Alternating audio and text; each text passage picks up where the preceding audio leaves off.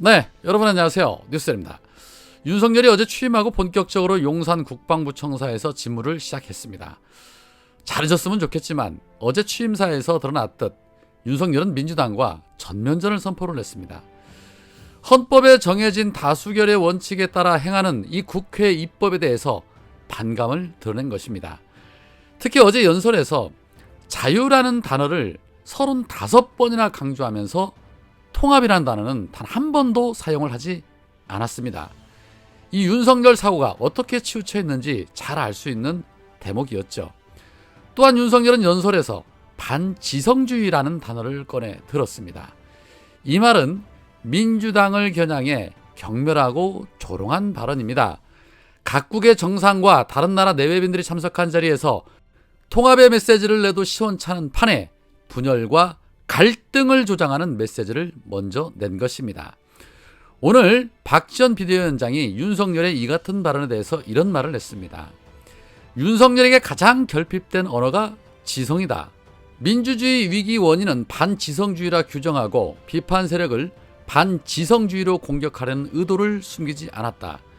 구조적 성차별은 없으며 여성가족부는 폐지해야 하고 외국인 건강보험을 개선하겠다며 외국인 혐오를 부추기는 게 바로 반지성주의다. 어제 아침 이 윤석열이 독주와 독선을 포기하고 화합과 통합, 공정과 상식에 맞게 국정을 이끈다면 야당이 든든한 동반자가 될 것이라고 제안했지만 돌아온 대답은 통합이 아닌 대결이었다. 윤석열 1호 서명은 민주당이 극구 반대하는 한덕수 후보자 임명 동의안이었다. 국민에게 처음 선보이는 서명 안건으로 상대방이 반대하고 있는 총리 임명 동의안 요구를 내놓은 것은 마치 선전포고와 같다. 온갖 탈법과 편법을 동원해 본인 딸이 가짜 스펙을 쌓도록 한 한동훈 후보자, 말하기조차 민망한 불법, 탈법 제조기 정우영 보건복지부 장관 후보자, 그리고 동성애는 정신병이라고 하고 위안부 피해자 피해 보상금을 밀린 화대라고 비하한 김성애 종교다문화 비서관, 이들이 반지성주의의 대표 주자들이다. 선량한 시민을 간첩으로 조작하고 세월호 문건 파쇄를 지시한 윤석열 정권 비서관들도 모두 과학과 문화와 지성을 배반한 반지성주의자들이다. 반지성주의를 비판하려면 이들을 모두 정리하셔라. 그렇지 않으면 윤석열이 반지성주의로 민주주의를 위기에 빠뜨린다는 비판을 피할 수 없을 것이다 라고 아주 강도 높게 비판을 했습니다. 아유 시원합니다. 어디 한 군데 틀린 말이 없지요. 국민통합 온데간데 없고 시작도 전부터 자신이 지명한 후보자들부터 챙기려는 그런 모습 속에서 무엇을 기대하겠습니까? 민폐나 안 끼치면 다행이죠. 그런데 이 윤석열이 용산으로 이전하고 집무실을 옮기면서 이 피해를 보는 곳이 한두 곳이 아닙니다. 정말 가는 곳곳마다 민폐 덩어리라는 말이 나올 정도입니다. 오늘 MBC 시선집중에 민주당 용산구청장 후보인 김철식 후보가 나와서 용산 주민들에 대한 반응을 전했습니다. 일단은 지속적으로 이어지는 소음 문제부터 삼각지 주변에 경호를 이유로 삼엄한 경호와 함께 폴리스 라인 등이 쳐져 있어 불편을 초래하고 있고 주상복합 아파트에 발칸포, 대공포가 설치된다는 논의도 잇따르면서 주민들에게 상당한 불편을 초래하고 있다라고 말했습니다. 그러면서 가장 심각한 것은 교통불편인데 어제 같은 경우에는 앰뷸런스까지 통제했다는 충격적인 소식도 전했습니다. 위급에 처한 사람보다 본인이 우선이라는 소리입니다. 이것이 단 하루가 아닌 앞으로 5년 동안 이어질 상황 아니겠냐라며 우려를 전했습니다.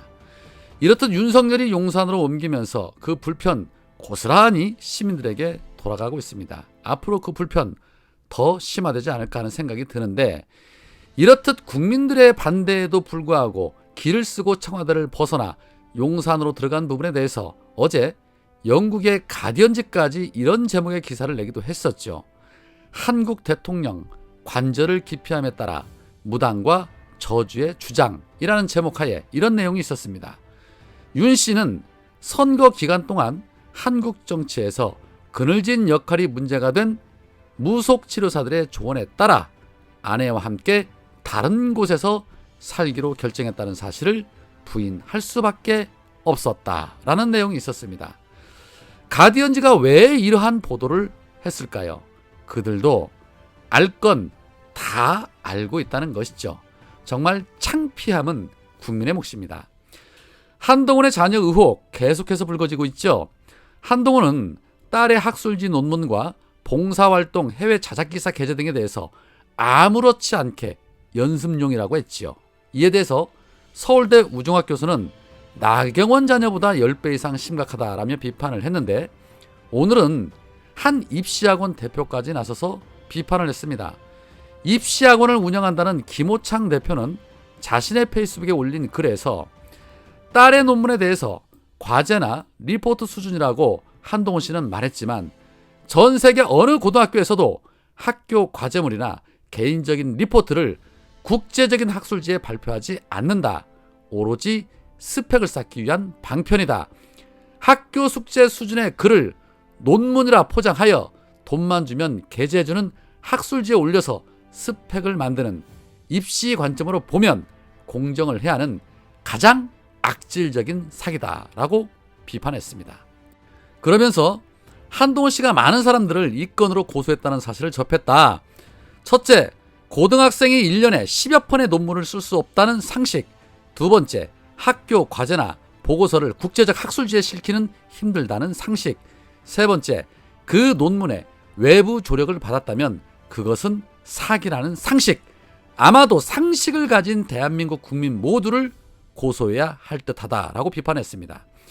그들의 상식과 일반 국민들의 상식은 늘 다르다고 생각하는 듯합니다. 한동훈도 한동훈인데 이 조국 전 장관 가족에 대해서 무수한 배설을 토했던 기생충학자 서민도 논란이 있었죠. 서민은 과거 지인의 자녀를 자신의 논문 저자로 참여를 시켰는데, 그 참여시킨 저자는 다름 아닌 용인외고 고등학생이었고, 이 학생을 논문 이저자로 참여를 시켜 문제가 제기됐습니다. 본인은 교신 교수, 그리고 나머지 3명은 모두 단국대 의대 교수인데 거기에 고등학생을 논문 이저자로 이름을 올려준 것입니다. 이에 서민은 해명해서 이렇게 말했습니다. 솔직히 말하면 최 씨의 부모가 부탁을 했다. 소논문 같은 걸 좀 썼으면 한다고 부탁을 받았다. 고등학생을 연구활동에 참여시키는 것이 원래 어릴 때부터 꿈이었다. 잠깐이라도 연구 과정에 참여를 해야 나중에 과학에 관심을 가질 수 있다는 쓸데없는 사명감이었다라고 입을 털었습니다. 서민, 해명하는 거 보십시오. 고등학생을 연구에 참여시키는 것이 원래 어릴 때 꿈이었답니다.